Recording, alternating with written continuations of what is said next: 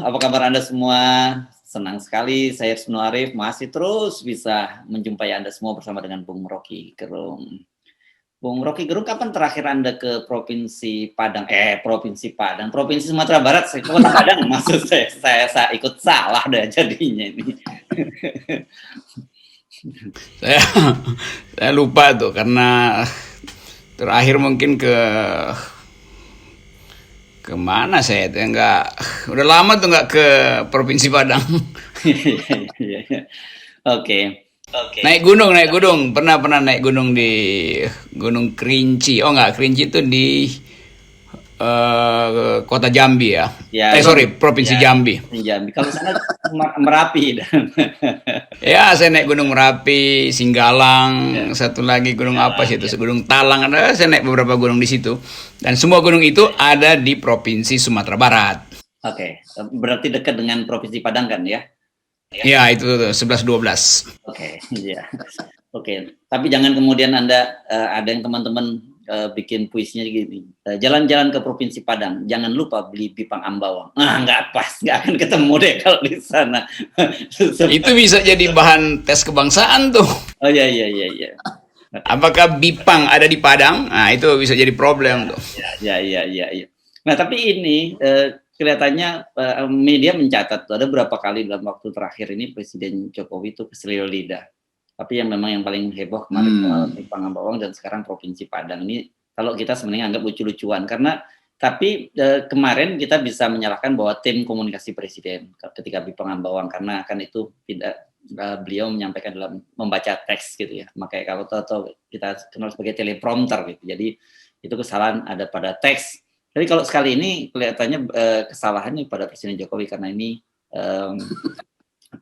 pidato secara langsung tanpa teks. Sebenarnya orang ke Selio Lidah apa itu biasa saja, tapi ketika dia seorang presiden itu kan menjadi heboh gitu ya, Bung Rocky. Ya, pakai teks salah, nggak pakai teks salah. Jadi ya sebetulnya nggak usah ngomong aja kan supaya nggak salah. Ini hal yang sepele sebetulnya. Kadang-kala juga orang bikin kekacauan fakta yang sebetulnya nggak dosa-dosa amat.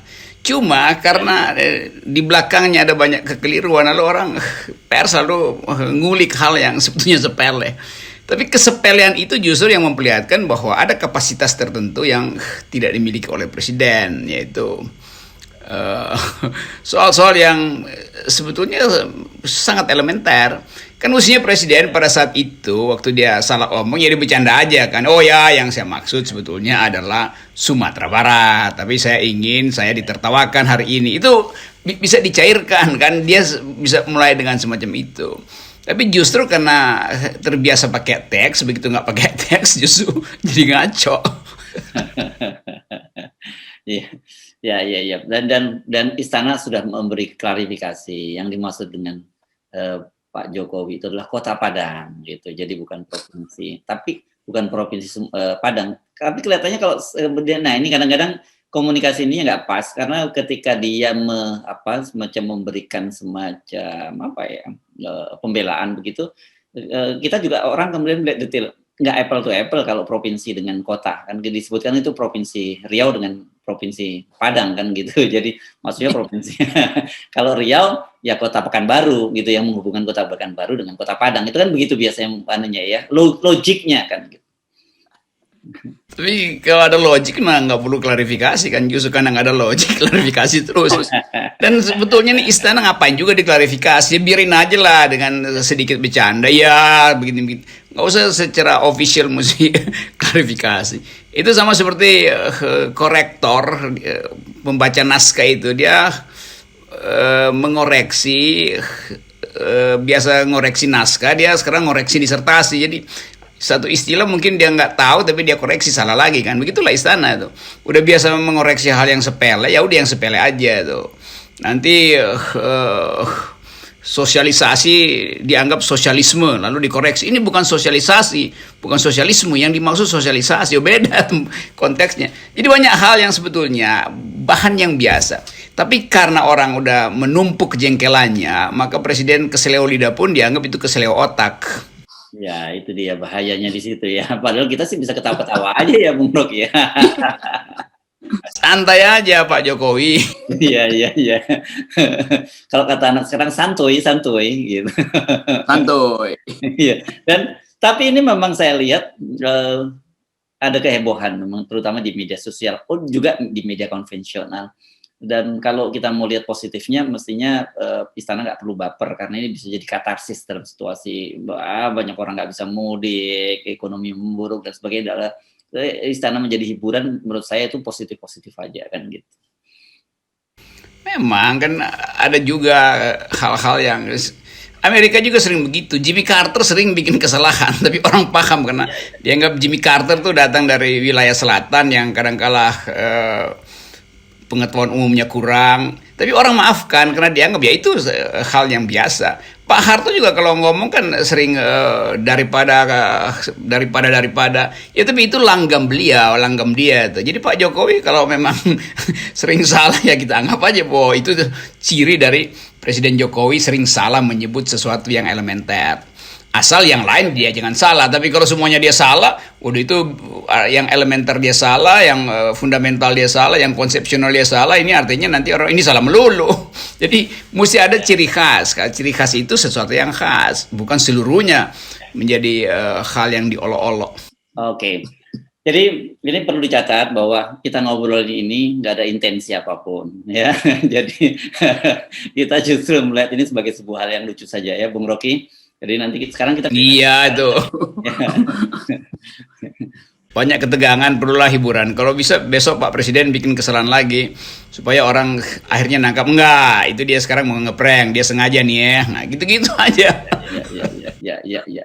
Dan mungkin nanti Pak Jokowi kalau mau lebih bisa guyon gitu kan biasanya sering menyebutkan nama-nama ikan. Sekarang mungkin sekali waktu kalau ke satu daerah beliau akan sebutkan nama-nama provinsi atau nama-nama kota, 5 kota, nah, gitu kan jadi lebih asik.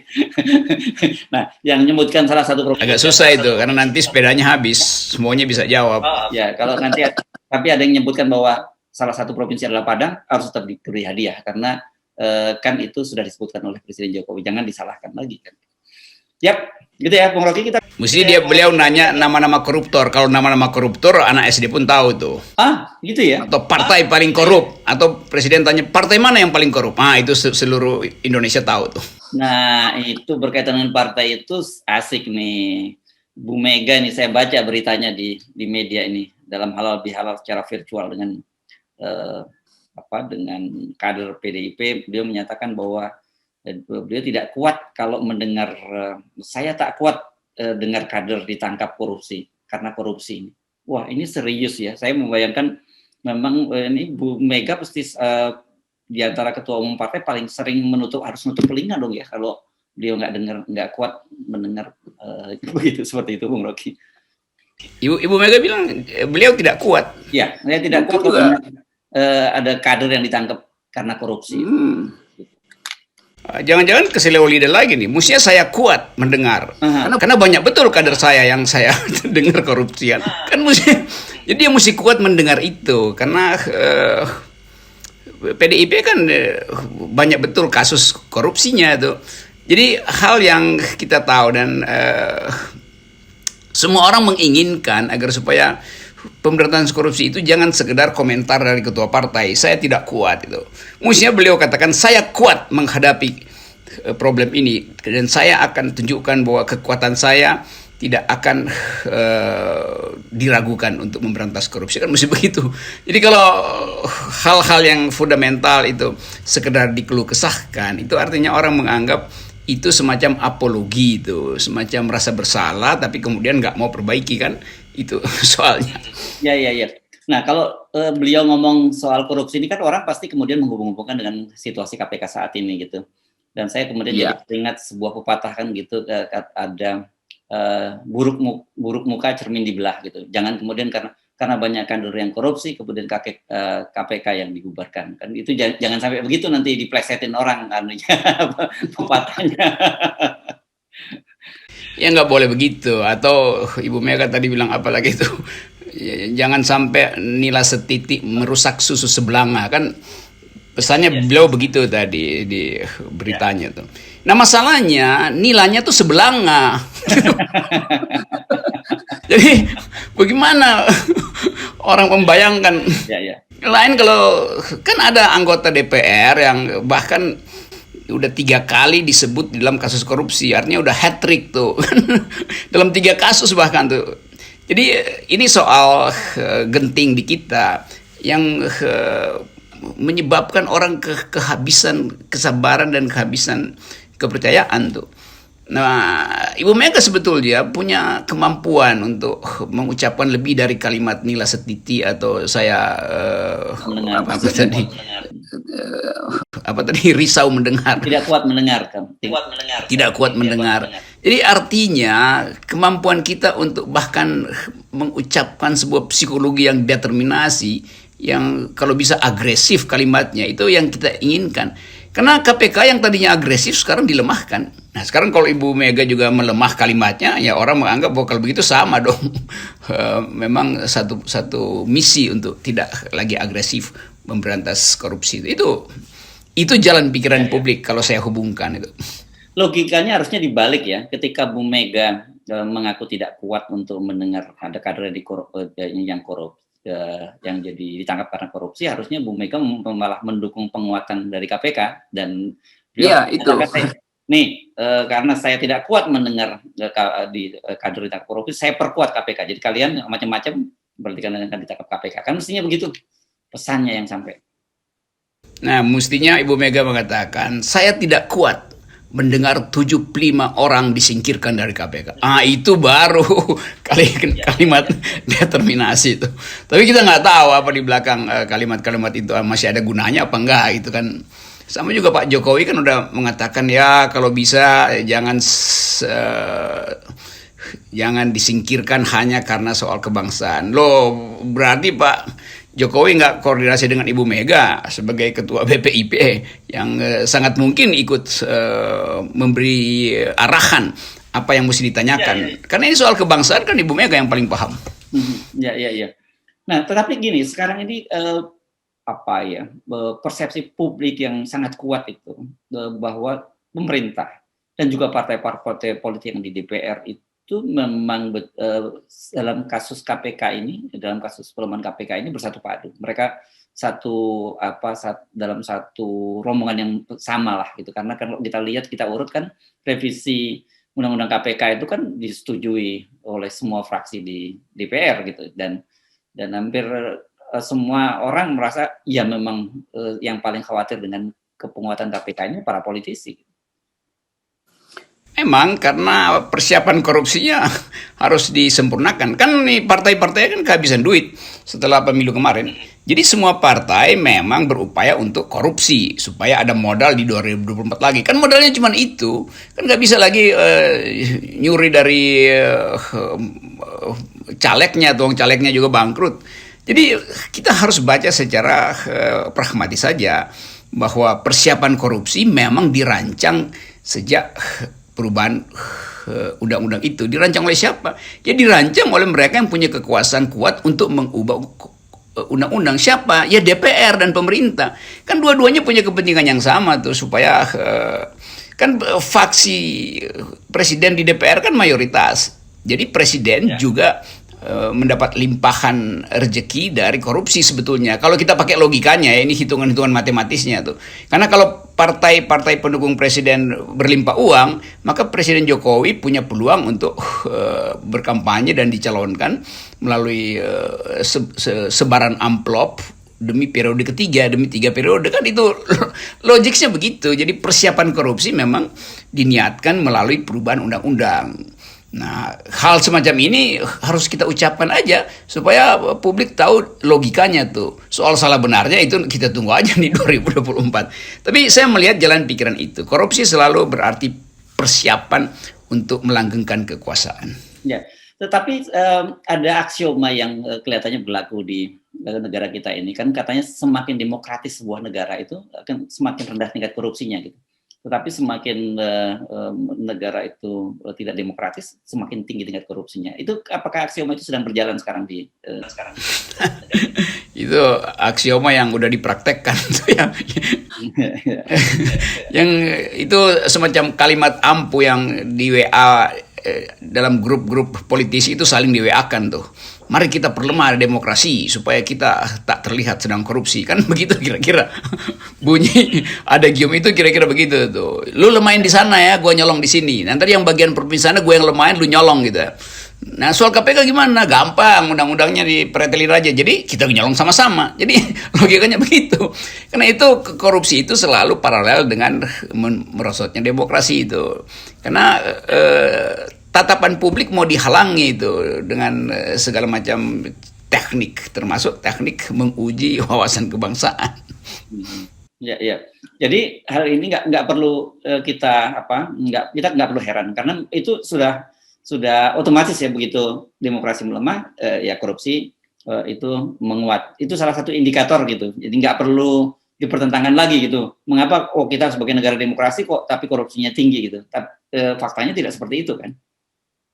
Iya betul, karena itu ICW WA-nya itu di hack supaya ICW nggak bisa komunikasi di antara aktivisnya untuk memantau korupsi, supaya ICW nggak bisa bikin konferensi pers melalui WA dengan wartawan tuh. Jadi itu satu paket aja kan, dihalangi mereka yang berpotensi untuk memantau korupsi pun dihalangi tuh. Jadi dua hal terlihat paralel. Satu, lembaga resmi pemberantasan korupsi KPK dikerdilkan. Yang kedua, ICW sebagai watchdog dari civil society juga dihalangi untuk me-watch praktek korupsi itu. Jadi jelas itu yang formal maupun yang punya masyarakat sipil itu memang dihalangi oleh para perencana koruptor, para perencana korupsi. Oh ya, tadi saya sempat membaca tapi nggak detail, hanya selintas. Tadi saya baca bahwa keamanan cyber di Indonesia ini termasuk yang memburuk. Ada sejumlah negara dan termasuk Indonesia ini keamanan cybernya memburuk. Jadi ini pun sudah mulai terbaca gitu ya di dunia internasional, keamanan kita, cyber kita ini buruk dan itu terkonfirmasi kan apa yang terjadi belakangan ini. Yang lucunya dalam kasus kita ini kemudian tidak bisa kita lepaskan dari kasus pelemahan KPK. Jadi ini benar-benar berkait berkelindan gitu kalau dalam bahasa ininya ya, bahasa yang baku. Ini betul. Ini satu paket aja kan. Jadi satu paket yang intinya adalah pengaburan informasi-informasi strategis. Sementara di pihak lain jalur komunikasi yang bersifat memuji, mempromosikan, pameran sukses palsu itu disediakan bagi para hacker, pada booster istana kan, itu yang terjadi kan. Jadi frekuensi publik yang juga kita bayar sama-sama setiap kali kita beli pulsa itu kita bayar bagian pajak untuk memelihara frekuensi publik itu. Itu justru hanya dinikmati oleh buzzer-buzzer istana.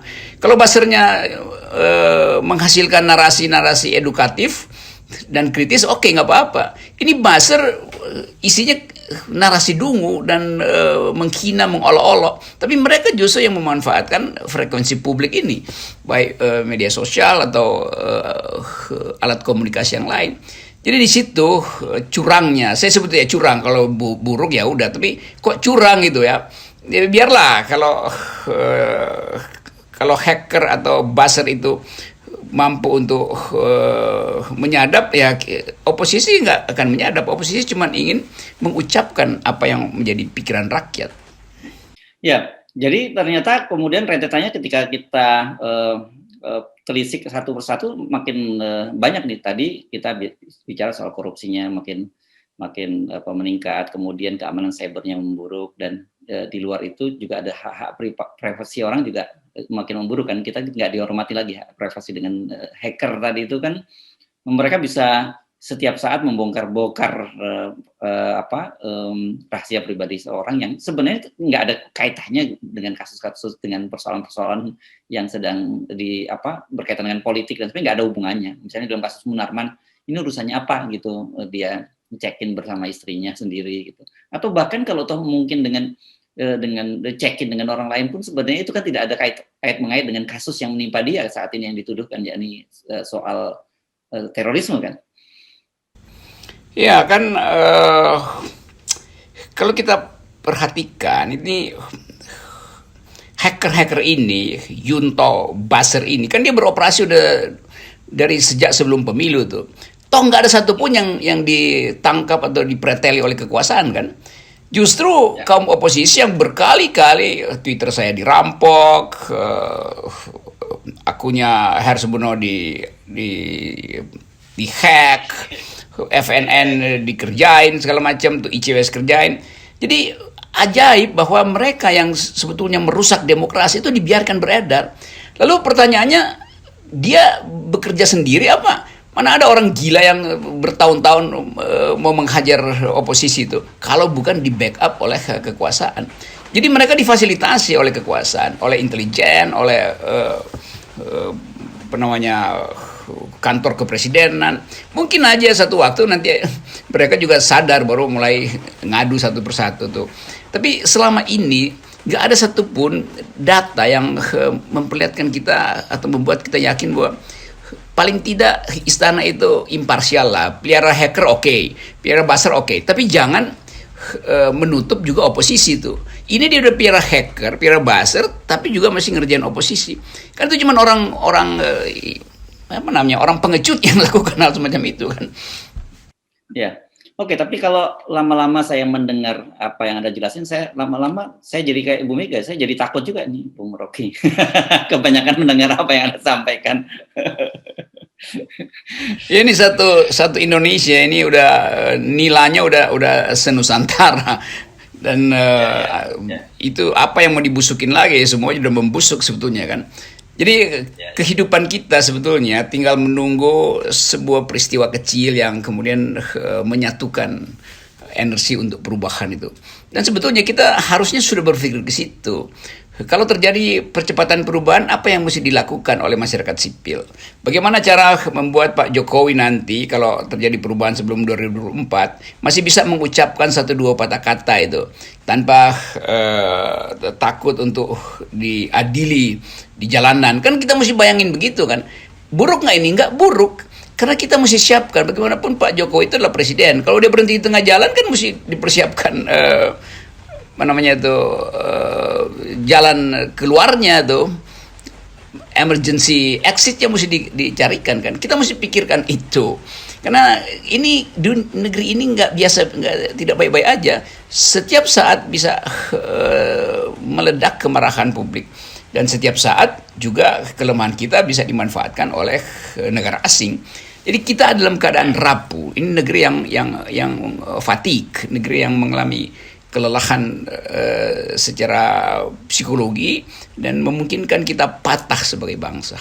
Ya, nah saya kira penting sekali kita sampaikan pesan juga kepada para politisi, jangan sampai kemudian muncul pepatah bahwa karena rusak elit politik, karena ulah elit politik, jadi rusak bangsa se-Indonesia. Gitu. Oke, mudah-mudahan ada yang bikin kaos kan judul itu. Ya. Elit setitik rusak bangsa senusantara. Yes. Oke. Thank you. Mantap. Yes, FNN berjaya. Anda sudah memberikan semacam inspirasi untuk para pegiat industri UMKM. Biasanya cepat kayak gini, ini akan ada yang mau mensablon kaos seperti itu, dan kemudian kita muncul lagi di media-media online. Nanti kita yang jadi pembeli pertama kalau ada yang mencetaknya. Ya, sip. Pasti saya dikirimin gratis. Thank you. Yeah.